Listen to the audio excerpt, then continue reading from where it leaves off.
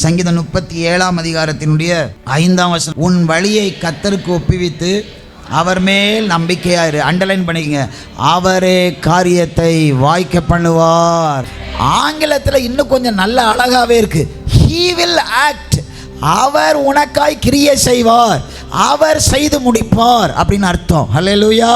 கர்த்தர் கட்டளையிடாத ஒன்று நம்ம வாழ்க்கையில் வந்துச்சுன்னா அது நமக்கு சந்தோஷமாக இருக்கிற மாதிரி தெரியும், ஆனால் போக போக அது வேதனையை நமக்கு கொடுத்துக்கிட்டே இருக்கும். ஹல்லேலூயா. கர்த்தர் ஒன்றை கட்டளையிட்டு நம்ம வாழ்க்கையில் வந்துச்சுன்னா நம்முடைய வாழ்க்கையை அது உருமாற்றிடும், நம்மளை அப்படியே வேறு மாதிரி இடத்துக்கு கொண்டு போயிடும். அதுதான் அடையாளம் கர்த்தர் கொடுத்ததா கர்த்தர் கொடுக்கலையான்னு சொல்லி. ஆண்டவர் ஈசாக்கு மேலே யாருடைய பாரத்தை கொண்டு போய் வச்சாரு? அவருடைய நுகமாகிய ஆபிரகாமின் ஆசீர்வாதத்தை கொண்டு போய் வைத்தார்.